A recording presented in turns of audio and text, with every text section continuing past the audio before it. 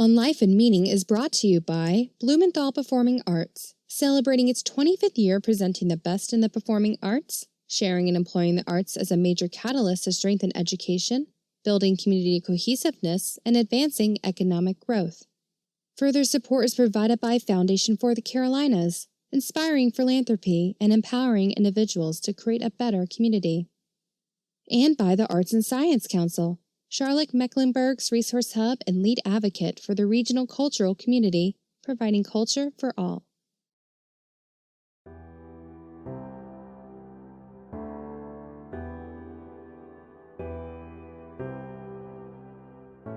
I was always fascinated as a kid with professional wrestling and the story arcs there and how the characters and how they were putting this on. And you knew it was all a show, but I loved that show. I just thought, man, this is great how they keep pushing the buttons and doing all those sorts of things. So I was always attracted to communication and how people do that. And I think I've evolved into a storyteller. I don't think I thought of myself as a storyteller until into my 20s, even though that's what I was doing. It wasn't really thought of that way. But I think it's those kind of influences. I saw people on stage or on TV really talking and leading people along and enriching their lives and spinning these yarns, and somehow that made me think I could do that. So I started doing that, and no one's told me to stop yet, and I keep doing it.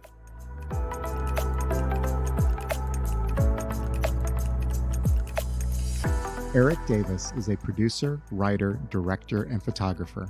He works with businesses and nonprofit organizations to create media content for television, web, and live events.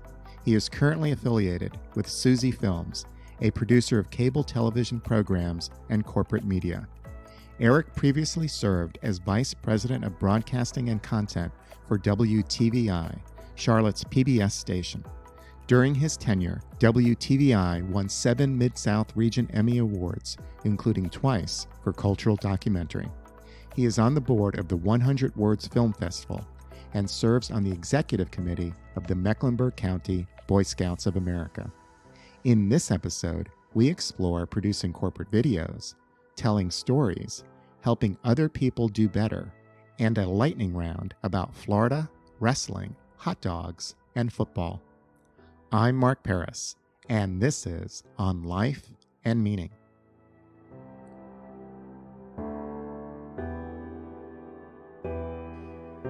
Eric, welcome. Thanks. Great to be here. Eric, you are an independent executive producer. What is an independent executive producer? I'm an unemployed creative from moment to moment. That's what that means. The executive producer sticks around because I have some business background and can deal with the budget side of projects. But a lot of what I do now, probably less of executive producer and more of actual producing. So it's writing and overseeing content and the creation of those things. And independent means that I'm a gun for hire. Lots of different people hire me for lots of different things. Producing means many things. What does it mean for you? I like to talk about it like the shortstop. Somebody hit me the ball, I'll take care of it. So for me, it's overseeing and managing entire projects. From, hey, we have this idea, we think we need to make a video, to, okay, now who should shoot it? How should we write it? What should the story be? Who should be involved? How should this edit look? What should the pay? All those sorts of decisions that go into it. I look at it as coaching all the real professionals who do those detailed work into doing something that makes the audience happy at the end of it. Is there an aspect of all of those things that you particularly do well? So my base skill, I tell people, is writing. And I think that gets into the storytelling piece of it, and then understanding how all the other pieces of it fit. And writing for video is different than writing like a novel or a book or a PSA or even for radio or newspaper or a podcast or whatever it happens to be. In that dialogue is important, but I'm mostly thinking about pictures. Instead of having somebody say something, how can I show it and everybody understand what it is, make it work that way. So that's the base skill of it. I have some other skills, the photography and those pieces as well, but there are lots of people who do that better. But if you walk in and say, I'm a writer, I'm going to think, I'm a writer. If you walk in and say, I'm a photographer, I'm like, yeah, great. Why don't you take the pictures? When you write for moving images, do you need dialogue at all? Occasionally. And a lot of times it'll start with what's being said, and then you can think of a better way to do it with pictures. but you're really trying to figure out what are the visuals that illustrate it that everybody will understand. That makes a lot more sense. If I'm writing a lot of dialogue, it's two people like we're sitting here talking to each other. And we're handsome gentlemen, but that gets old after a while. And we'd prefer to illustrate that with some real visuals, right? When you say writing, do you really mean storyboarding then? No, I mean writing. Storyboarding is a different piece. That's more of the visual thing that a director in a film might use. Storyboard might look at, okay, I'm going to show you from a close-up angle, then take a medium, and I want to know what's in the background of the shot and everything. But if I'm writing, I'm thinking about what is the kind of shirt that you're wearing? What are the things that are in the background? How am I setting up the character? How am I setting up the next piece that we're going to see? So it's understanding that whole concept. One of your main clients is a company called Susie Films. What is Susie Films? Susie Films is a production group here in town that Scott Galloway owns, and he's a fantastic director and writer in his own right.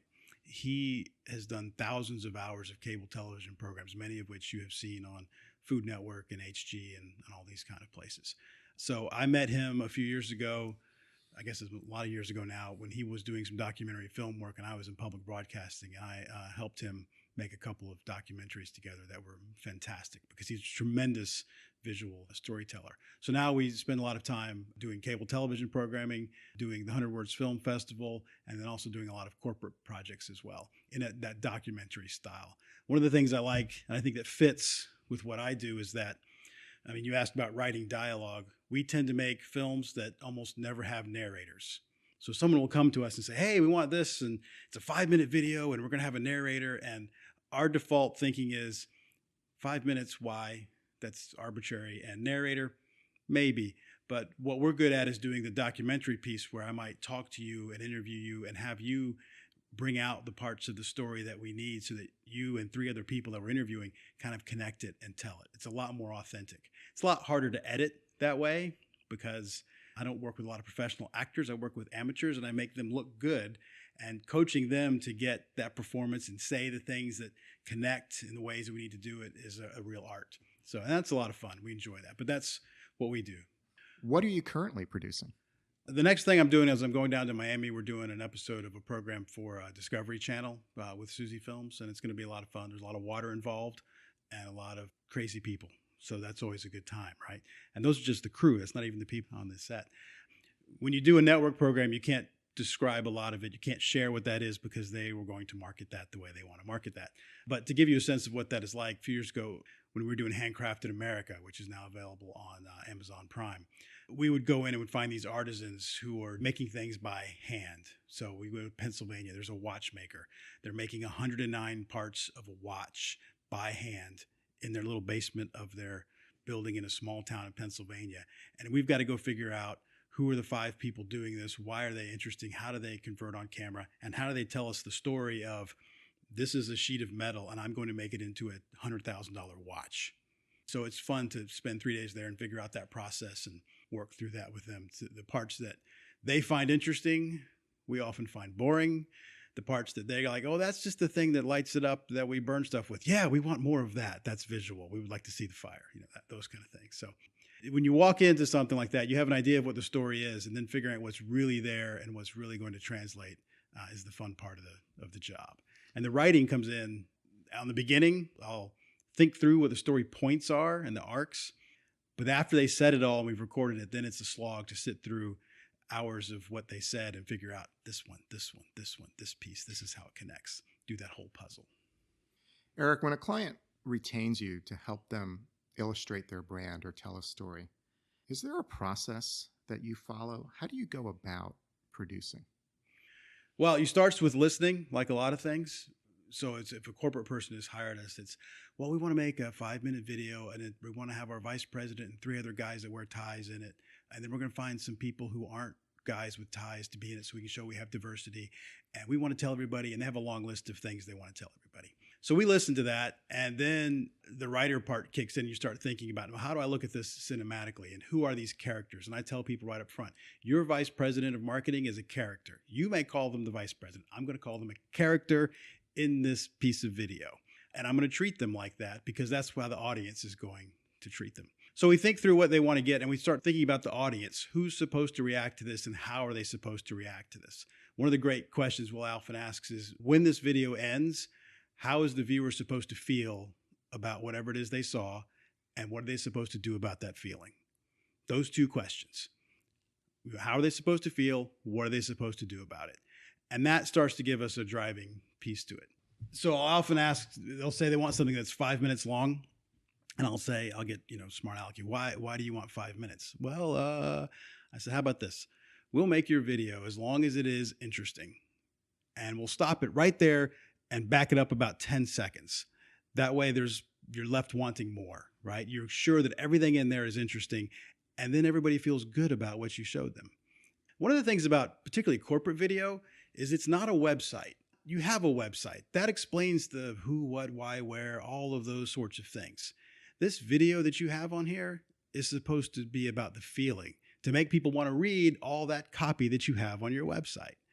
That's something that a lot of people in the corporate world don't always get because they're not around that kind of thinking. And we're cinematic and television. That's how we think. And that's what helps. So I'll get people too, they'll show me a video of hey, our competition did this video. We want something just like this. Sometimes I will say even, well, why don't you take that video and put it on your website and see if anybody notices the difference between your company and the other company. Don't make what your competition has made. Make something more interesting, more personable, and more authentic. Something that has a little bit more meaning to your customers. And that often seems to work really, really well. Eric, what makes for a good story? Characters are really, really important. Something that happens that you weren't expecting, those kind of pieces. I think those are the things that really stand out. And then we can decorate it with the settings and the beautiful photographs and maybe some graphics to distract folks and things. But it's really about, is your character authentic and did they do something that was interesting? So I like to tell, we did a corporate piece a few years ago. We had to go to Galway, Ireland. Terrible, hard thing to do to go to Galway. No, I'm kidding. I think it was on a Wednesday and it was like, can you be in Ireland next week? Absolutely. So I go to this plant and we're doing a thing about sustainability. So they have a lot of recycling, a lot of water reuse, a lot of energy, a lot of things that they're doing, be zero waste to the landfill. We're going to tell that story. And of course, they have their committees and their people that have done all this and know who to talk to.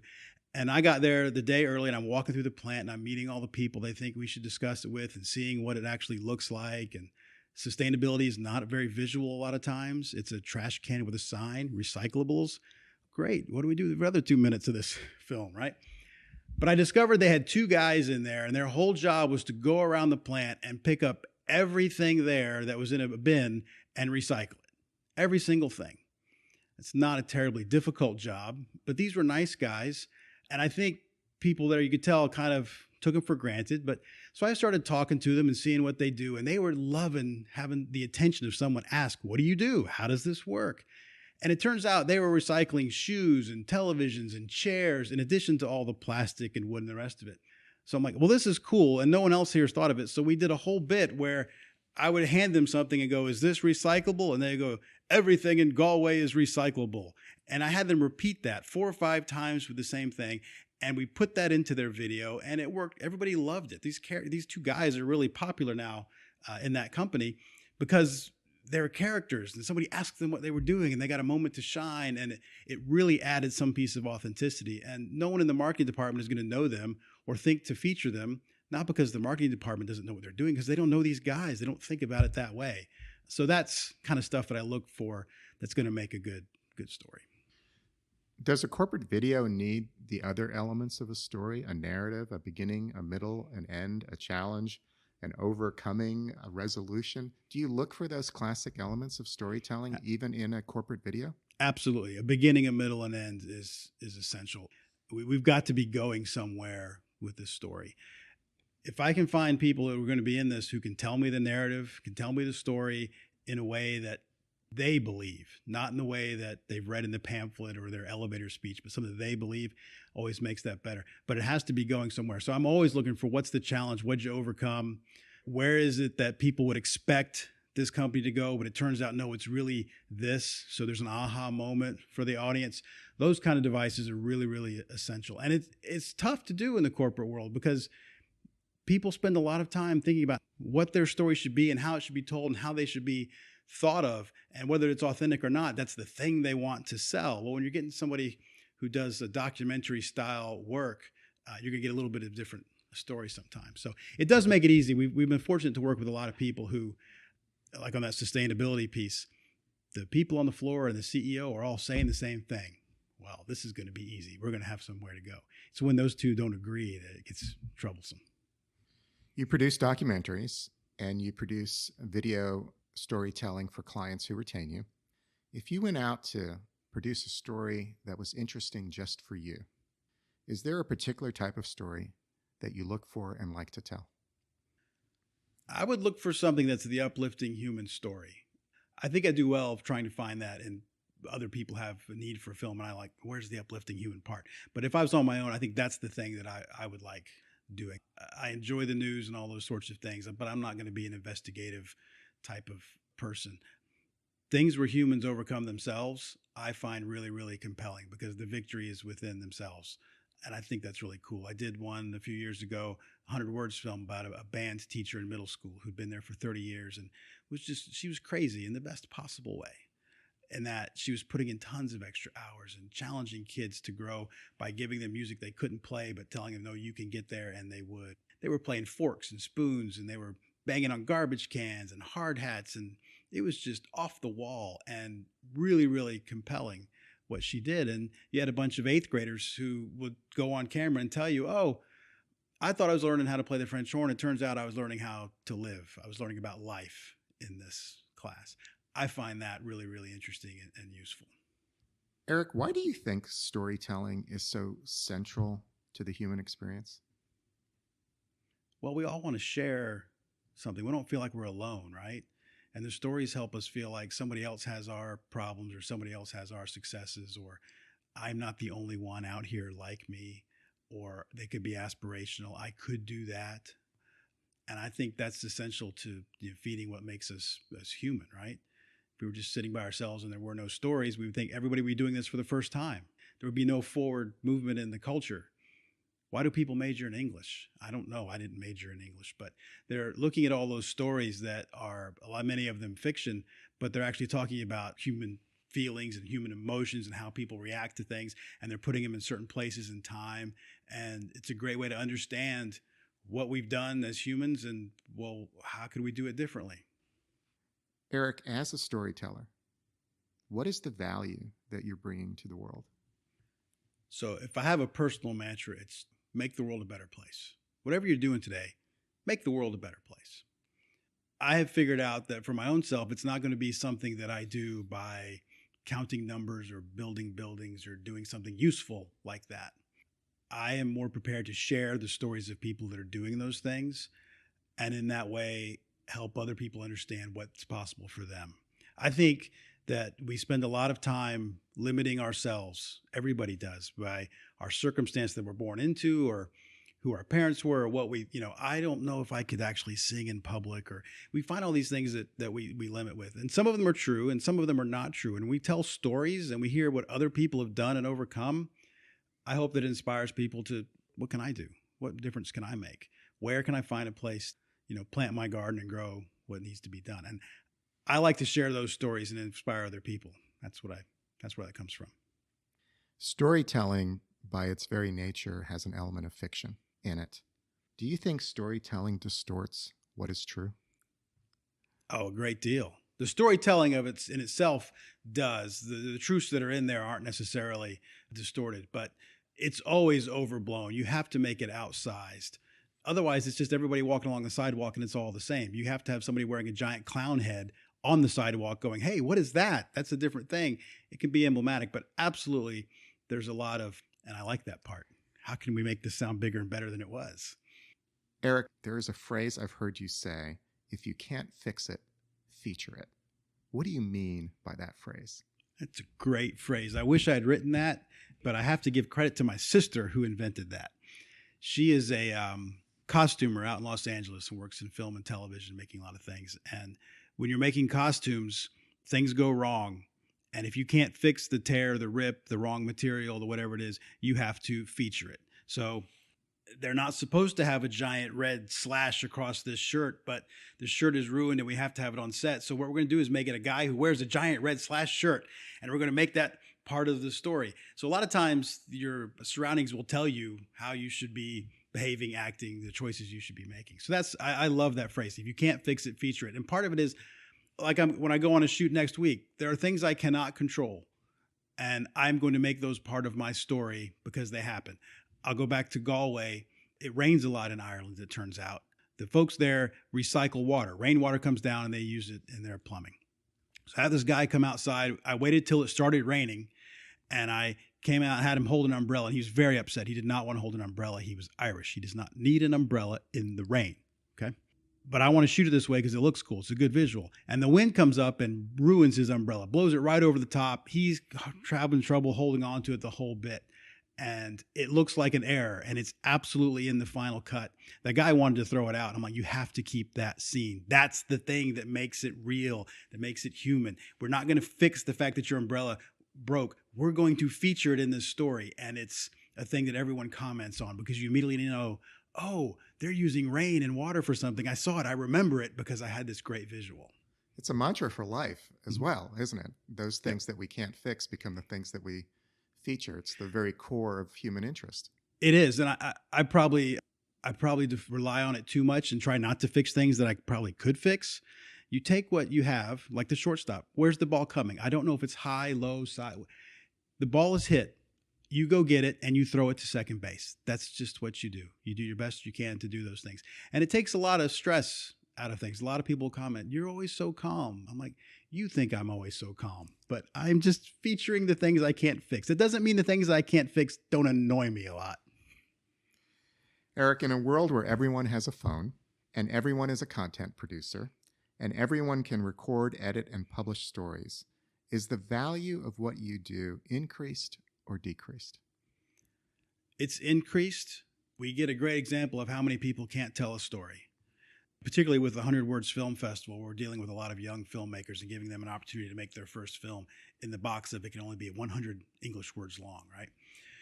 You start to realize that access to equipment that will make a nice picture is fairly easy. It's never been easier to get into this industry, like you say. The barrier to entry, very, very low.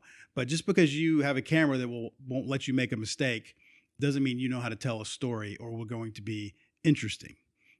We get a lot of people in high school and college that make 100 Words films that have these more expensive cameras than I own and don't know the first thing about how to get the audio into it or don't know where the sun is and can't make it look right. And then they do a nice 4-minute long film about horses in a field that has no beginning, no middle, no end, and no point. And I will be happy to talk to them about how to make that a better film. But if they think I've watched all 4 minutes, they're wrong. I don't have that kind of patience to watch the horse in the field, right? So I think it enhances what professionals do. Now, it does mean you can have a lot more professionals. People can get better if they want to. And there are new styles of storytelling that have been invented that go along with it that make that work.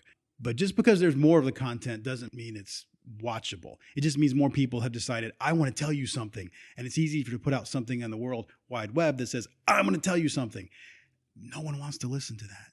And so you're going to have to be interesting and have to know how to hold people's attention if you want to get through to them. Is there a person who does what you do whose work you particularly admire? There's two pieces to that answer. I'm a big fan of Scott Galloway, who I work with. We have a lot in common about how we deal with television, how we tell stories, and I think he's really, really good at it. So that might be the simple answer to it. I once, when I was in television, created a program that was going to be a serial thing week to week, and I had about 5 or 6 different producers come in. And one of the things I told them, I said, this is going to be also producer therapy because independent producers don't know each other. I don't have a co-producer on any of these projects. We're all working outside of each other. And so you don't always know a lot of those other people. You might know a little of their work, but if you're doing a corporate project, it's not being seen by a lot of other producers.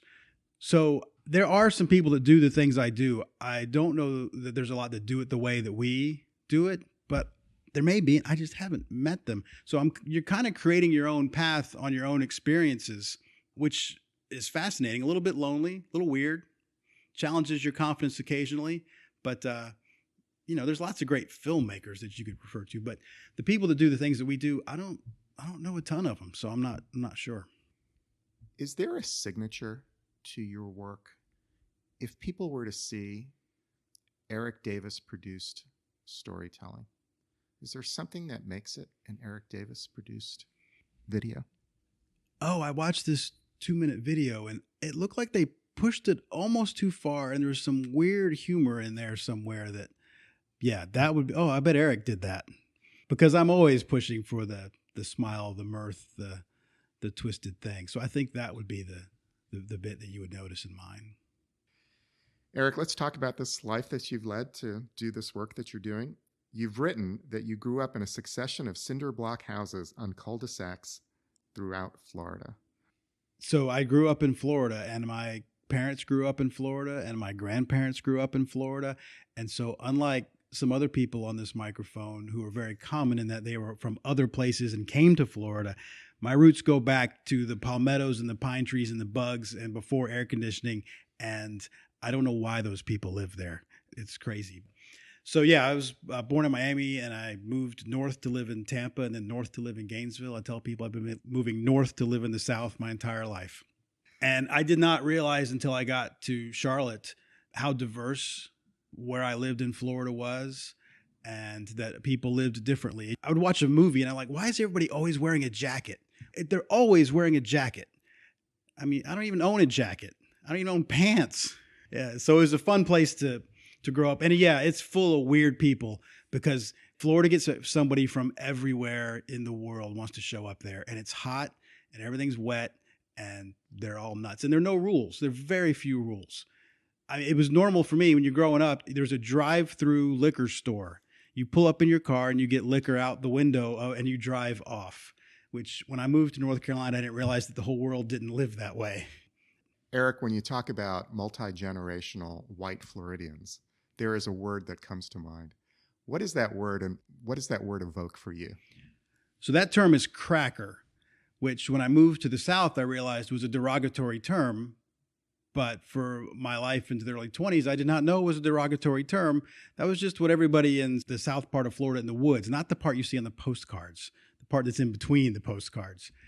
Because they were all people who lived in small little towns. They raised cattle and they grew their own citrus. And if you were living in Florida in the 1800s and early 20th century, you were running away from something. You were a person who didn't want to be part of the rest of the world. So you were going to isolate yourself out here in the swamps. And so that's who all of my relatives were. And they're just kind of a self-contained thing. And yeah, it's like, yeah, of course it's going to be 100 degrees today and we're going to get bit by mosquitoes and we're going to go over there and milk the cows or whatever. I mean, cattle was huge. People don't realize how much steak was made in Florida. They think about oranges. There are people there who just don't want to be. Have you ever read Carl Hiaasen? The author Carl Hiaasen, he has the character who was the former governor who lives in the Everglades or whatever. That's real. That is what Florida, the people in the central part of Florida are. It's a special kind of redneck that's very close to my heart, but not like what you think of as the southern redneck. You mentioned Carl Hiaasen. There's also Dave Barry and Elmore Leonard. Is there something about Florida that lends itself to storytelling? Sure. What else are you going to do?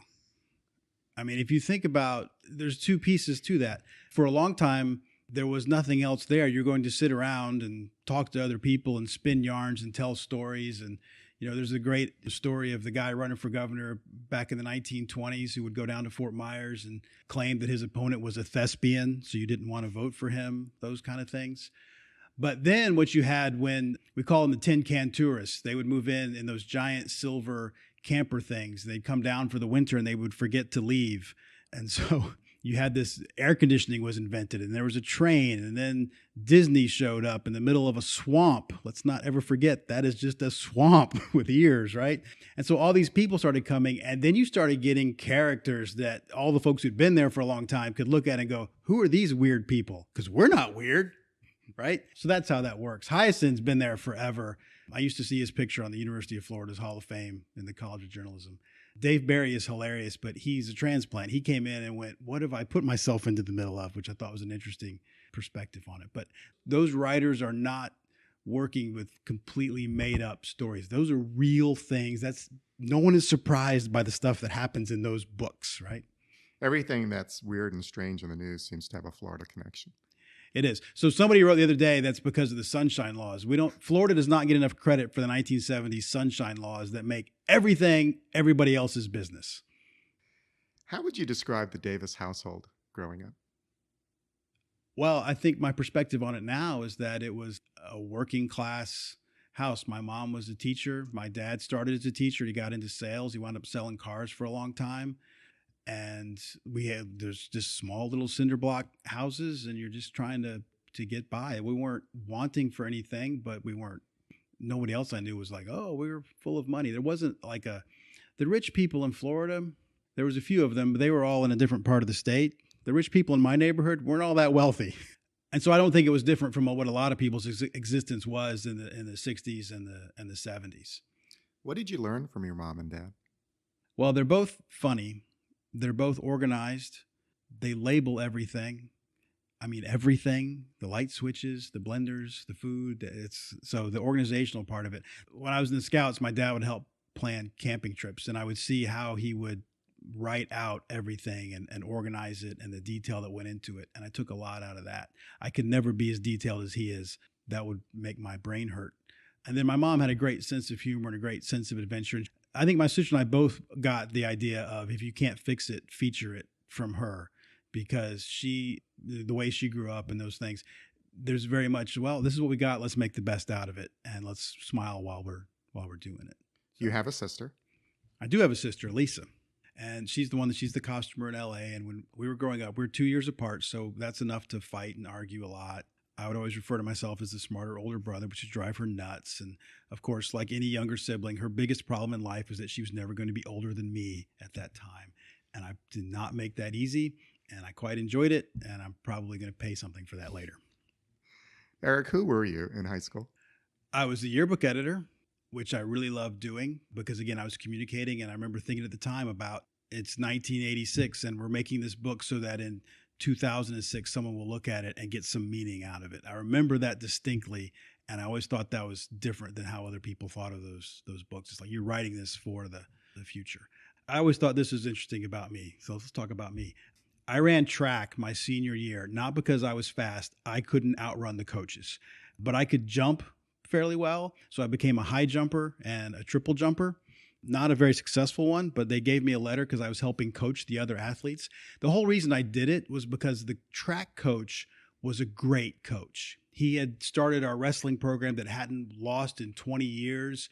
He was just a really good coach. And I wanted to be around somebody who was a really good coach. I was glad I did that, even though I wasn't very good at it. So I always wanted to be around people who could lead, who could organize, who could make a difference in people's lives, who didn't mind being on the stage. If there was a stage, I want to be on it, but I don't want to be in the crowd being an idiot.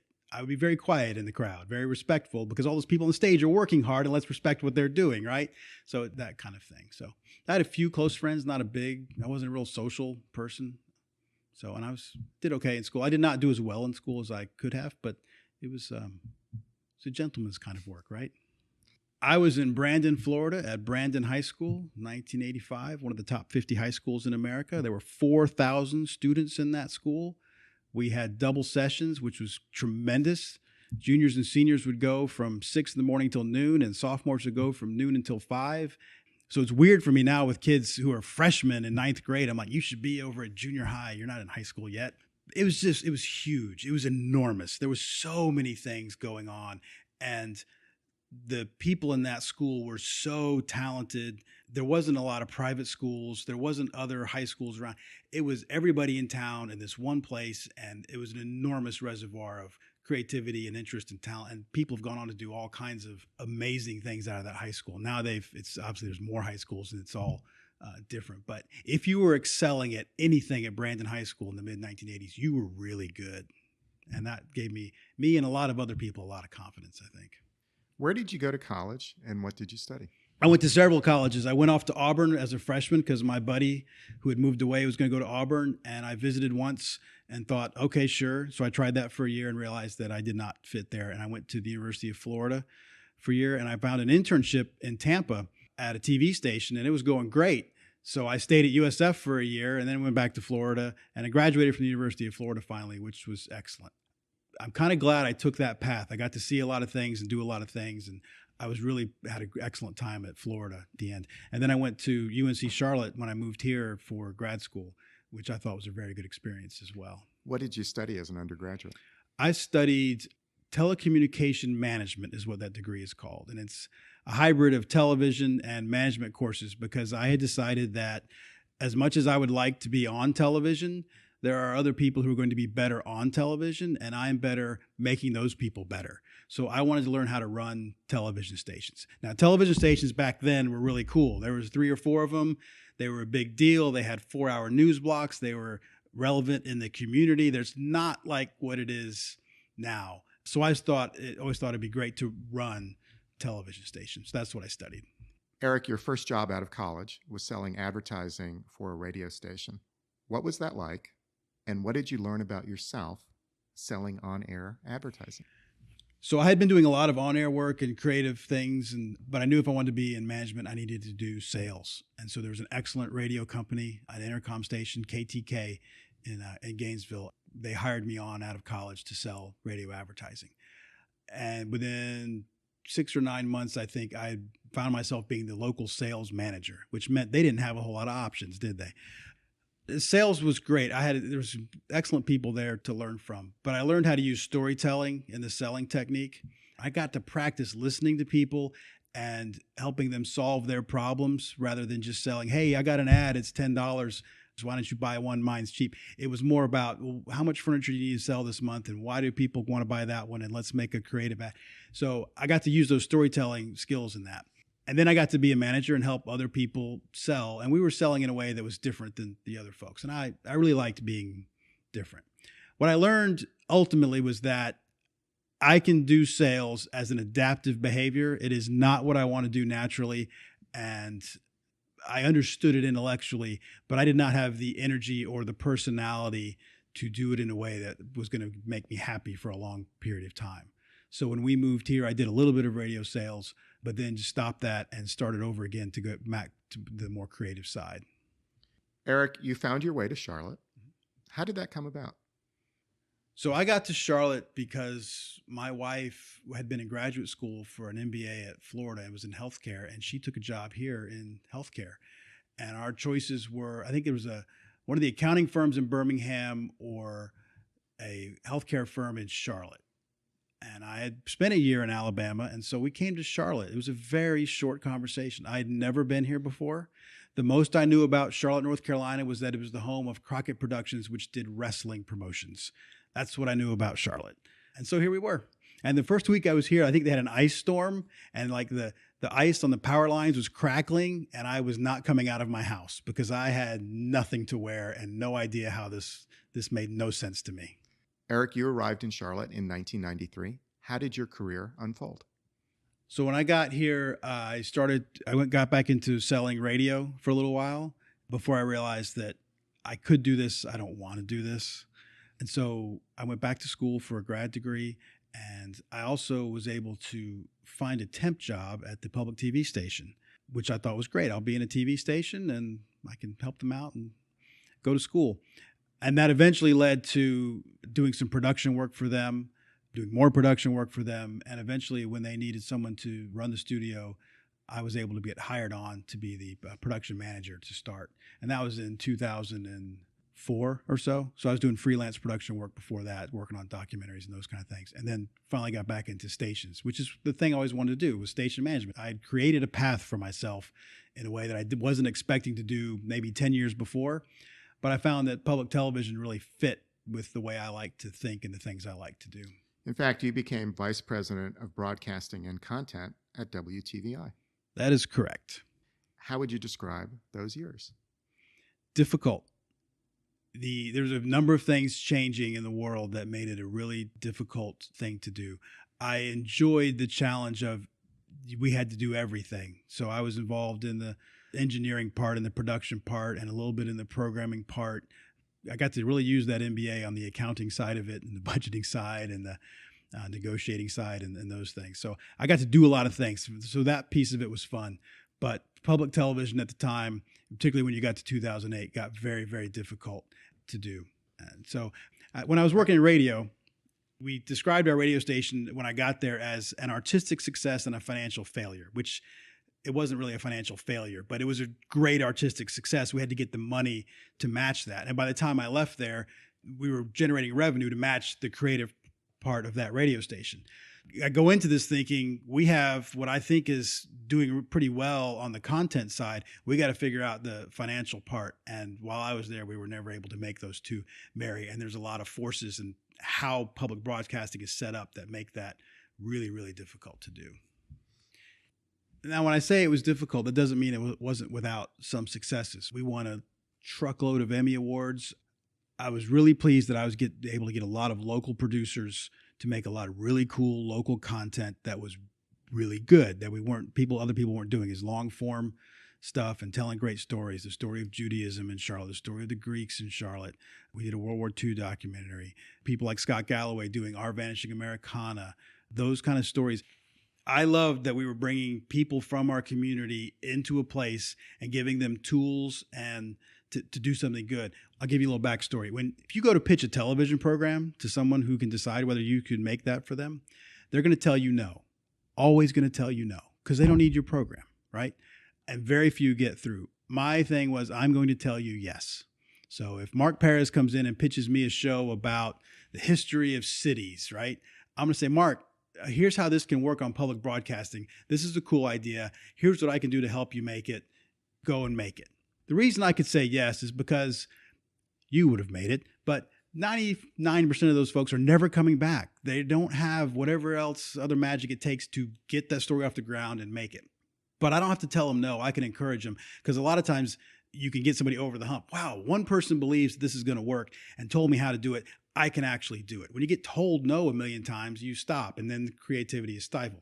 I want to tell everybody yes, so that we could see who could actually come to make something and get something good.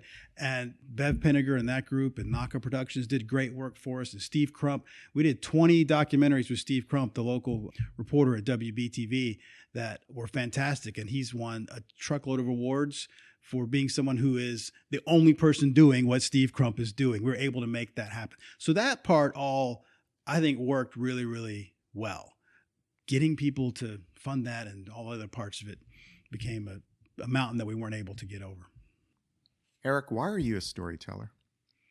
I'm not sure what to trace that to. I always watched the local news growing up, and so there's obviously lots of different stories there.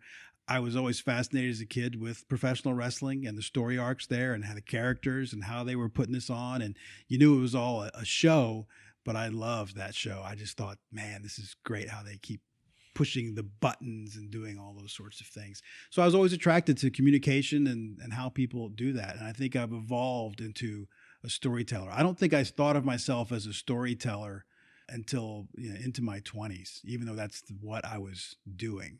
It wasn't really thought of that way. But I think it's those kind of influences. I saw people on stage or on TV really talking and leading people along and enriching their lives and spinning these yarns, and somehow that made me think I could do that. So I started doing that, and no one's told me to stop yet, and I keep doing it. Is there a story you haven't told that you want to tell? I guess if I think of that in the bigger picture, I work well helping other people tell stories that they need told. That seems to be the place where I like to get motivation and collaborate with, which means the story that I haven't told would be my own story. I don't talk about those things like I have today. So someday I'd like to write the story or have someone write the story about, when Eric was here, he made the world a better place and here's how he did it. But that's something that you wake up every day and you go and you do, and that's how you tell that story. But I don't have a burning, hey, I want to tell about the Martians that came to Plant City and anything like that. It's really about what my own piece of that would be. If a producer told the story of Eric Davis, what would be that story? Well, I think it's about a guy who had some principles and beliefs and how he thought you ought to live your life. And he went about it in a way that made other people better. He helped a lot of other people do the things they wanted to do, and he helped them do it in a way that was better than they thought they could do it, whether that was within my own family, with my sons or my wife, or whether that's with all the people I come in contact with, scouts, helping them learn and develop, or whether that's just hey, I have a company and I want to tell my story so that I can get more customers, and I helped make it better. I think that's where that would lie. I hope so. Eric, you've spent your professional life working with creative people. In enabling creative people to do good work, what have you learned about creative people and the creative process? So there's a couple kinds of creative people. They're all a little warped, which is fantastic. They see the world differently than what we do in the mundane day-to-day stuff, which I really, really like. There are artists. There are people who have to be artists, right? They're going to create that pot or that painting or that film or whatever it is, regardless of whatever else is going on around them or in the world or anything like that. Those people are fun because they're so talented and so committed to it. And what you learn about the creative process there is, how do I give you some boxes or some limits or some direction so that you're not making something that's so self-involved that no one's going to care? How can I shade this so that more and more people will want to take it in, right? The opposite of that are the folks who have been told they're not creative or would like to be creative, but don't really have the outlet. And you're thinking, how can I give you confidence that what you're doing, what you're making is actually unique and different, and the way you're telling it is useful and people want to see it? And so it's often those two ends of it, somewhere in the middle that I'm dealing with. And so it's always listening to people, taking them at their own value, realizing that whatever they're doing at whatever level has value. It's important to them. How can I help them make this into what they think they're doing with my own lens? Not to say my lens is perfect and absolutely right, but how can I help them do something that they're trying to do? Other than that, the creative process goes a million different ways for each one of those, and you have to let them do it. And it can be messy, right? We're not painting by numbers. So how can I enable the mess, but not let the mess roll out of the room so that it ruins everybody else's life, right? That's a lot of what I get out of it. And I think that where I really excel. I used to tell people when I was in public television, I live in this weird world between the bean counters and the creatives, and I help translate between the two of them so that we get something that fits both worlds, and in the end, makes a difference there. Eric, I'd like to do a lightning round with you and get some quick responses. As we've said, I am from Florida. I love lightning. Dusty roads. The American dream. Don't remember, don't forget. Tuesday night at the Armory. Whoo, we gonna get funky like a monkey. I mean, if you talk about something that was so formative and how I like to think about video, it's professional wrestling, and Dusty Rhodes was the greatest. Lum's hot dogs. There's only one way to make a hot dog, and you have to grill it in butter. I prefer to butterfly it myself, but Lum's was great, a hot dog stand. And they also had the best buns. They were big, thick, and square, and the only way to make a hot dog. The rest of you are doing it wrong. Roadside vegetable stands. Roadside anything in Florida. So, I mean, all the stuff, you could see the farm and the stand, right? But you could get boiled peanuts, you could get strawberries, you could get... On Gandy Boulevard in Tampa, there was a lady in a teabag swimsuit selling hot dogs. You could get anything on the side of the road in Florida. North Florida speed traps. If you're ever in Waldo, Florida, W-A-L-D-O, it says 35, go 34. I mean, the town is 20 yards long, and they give out millions of tickets every year. I'm just telling you, don't try it there. The Florida Gators. America's greatest football team, once coached by America's favorite football coach, Steve Spurrier. This is the institution all the rest of you are striving to become. Auburn, Alabama. The rivalry between the two football teams, the greatest rivalry in sports. Those people are crazy, and it's a great thing to watch on television. Do not go. Do not get too close unless you're unfortunately married into this relationship. But that is fantastic and weird for all the bad reasons. Dan Marino. The single greatest quarterback who has ever walked the face of the earth. It's not even close. The Miami Hurricanes.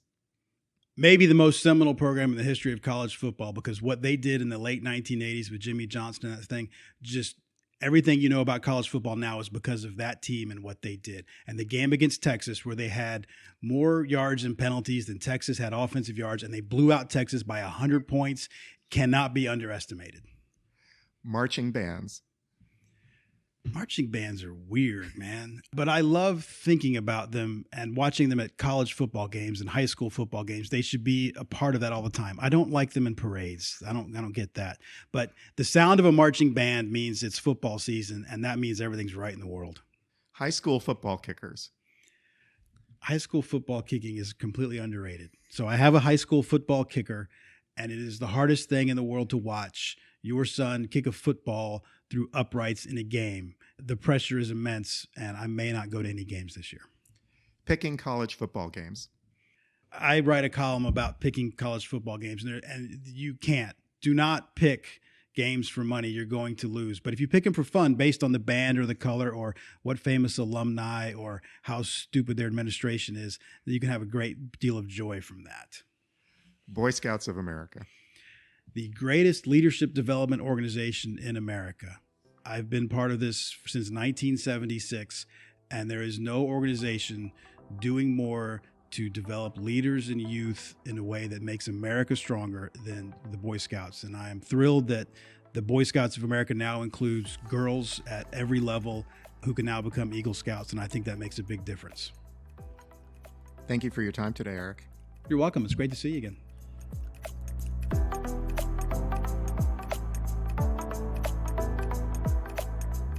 Eric Davis is a producer, writer, director, and photographer. He earned a Bachelor of Science degree in telecommunication management from the University of Florida and an MBA from the University of North Carolina at Charlotte.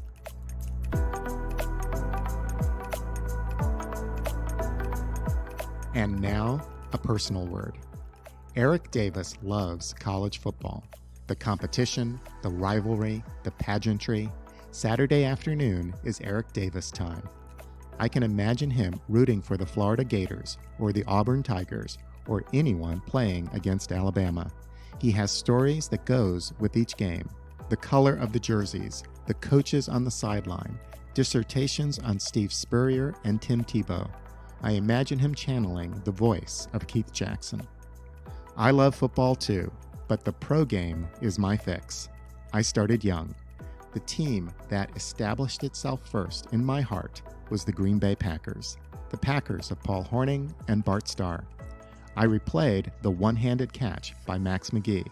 I imagined running the power sweep behind Forrest Gregg. I would tackle anything in my way, like Ray Nitschke. The biggest debate in my young life was whether the undefeated 1972 Miami Dolphins could defeat the 1966 Packers. Shula versus Lombardi. A battle of the ages. I was certain Lombardi would win every time. When I was a teenager at school, I doodled constantly on every sheet of paper I had.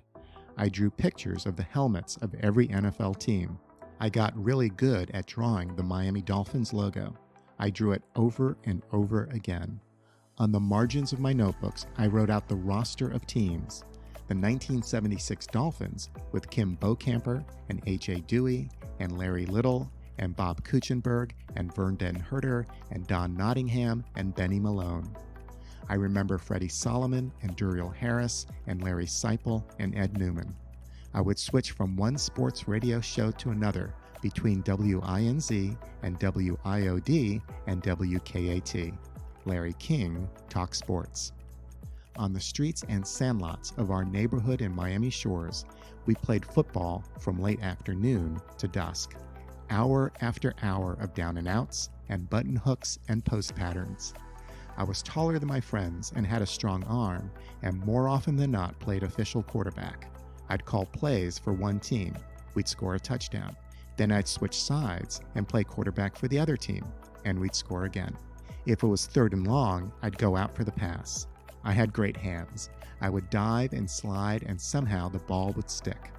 We played touch mostly, on the street between cars, but sometimes tackle on a field without pads, just slamming into each other. We would kick off and run full steam into whoever had the ball. We'd come up scraped, bloodied, and bruised. It was great.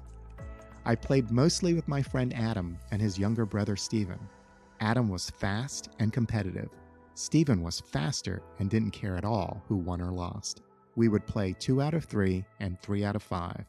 To this day, 40 years later, as middle-aged men, If the three of us are together, someone will bring out a football and we're running routes. It takes us a little longer to get down the field. The powerhouse teams of the mid-1970s were the Pittsburgh Steelers, Oakland Raiders, Dallas Cowboys, and Minnesota Vikings. The Steel Curtain was legendary in its time. Ernie Holmes, Dwight White, L.C. Greenwood, and Joe Green up front. Mike Wagner, Glenn Edwards, Donnie Shell, and Mel Blount in the back. And the finest linebacking core ever assembled then and now. Jack Lambert, Jack Ham, and Andy Russell. They played brutal and fast and smart, maybe the greatest defense that God ever created. I've been watching football ever since. I love the game, the speed, the collisions, the strategy and formations. Football evolves, it has dynasties, it is beautiful and heartbreaking, it is transcendent. On December 2nd, 1985, a few months after I had graduated college, I was at a party in an apartment in Miami Beach overlooking the Atlantic Ocean. That night, the Miami Dolphins played the undefeated Chicago Bears. The Bears had dominated every team in their path. The Dolphins had been to the Super Bowl the year before, and Dan Marino had redefined his position. The legacy of the undefeated 1972 Dolphins was on the line. It may have been the most electric night in the history of Monday Night Football. Every play mattered. Marino rolled out against the Bears blitz and found Nat Moore and Mark Clayton again and again. The crowd in the Orange Bowl was insane. The Dolphins won. The universe was in balance. Dan Marino secured his place in the Hall of Fame. I have mastered this way of watching football where I put my hand over one eye on critical plays. I move my hand close and then far away with one eye closed so I see only one part of the television screen. It happens now automatically. I'm sure it decides the outcomes of games. Today, I'm an avid Carolina Panthers fan. I follow all the roster moves. I read mock drafts. I track transactions between teams. I listen to post-game interviews. I'm concerned about the condition of the practice fields. I love the National Football League.